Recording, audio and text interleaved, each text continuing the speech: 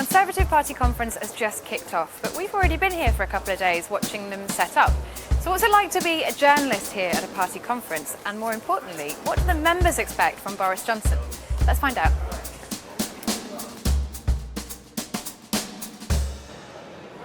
Streaming into the conference centre, the first of the members heading for the stands where charities and businesses set up shop.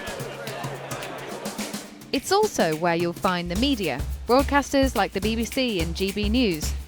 And radio stations too. Back to TNG, Times Radio's flagship. Let's go and find out where Sky News is.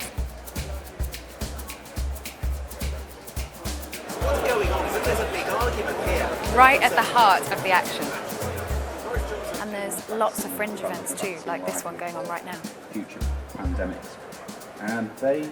And they've been doing a training session and... Hey Joe, what have you got? Burritos. Nice. They are delicious, they're hot, they're tasty. We've always got our eye on what's happening in the main auditorium, and this is where the Cabinet are going to be delivering their speeches throughout the rest of the week.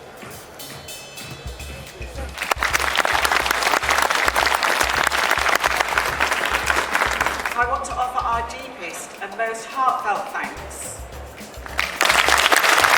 Welcome to the press room. So this is where all of the journalists work throughout the whole of conference. We're going to have a chat, hello, with Mikey from The Mirror. You guys will be, working on your stories for later tonight? Yeah, all day. Stories coming from Fringe events. Let me show you something, in fact. What Just is a moment this? ago. This is what they were giving out at the Liz Truss Fringe. So the journalists at the conference, they're all watching out for what Boris Johnson says in his main speech, because this is a really big moment for the Prime Minister. What exactly do you think Boris Johnson needs to do at this conference to kind of prove to his membership that he's got a handle on things? Well, this is the first time he's addressed the party faithful since the pandemic, so he'll be wanting to pivot away from some of the things he's been focused on for the past 18 months and trying to talk a bit more about his delivery agenda for the rest of his premiership. Gavin, can I grab you just for 2 seconds before you do your book launch? Thank you. Gavin Barwell was Theresa May's Chief of Staff when her conference speech went terribly wrong in 2017. You can't get something for nothing. In all its diversity, compassion and strength that was shared around the globe.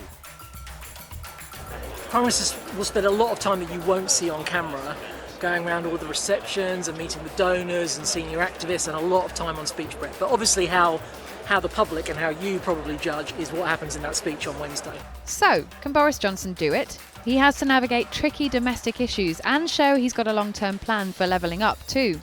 Expectations? High? Always high? Yeah? It's high. Yeah, no, I think it's going to be great. You know, it's a real opportunity to set out what we're going to do post-COVID, levelling up agenda to kind of put a bit more flesh onto the bones of it. Yeah, I know that. I'm not saying Our policies are very much on that.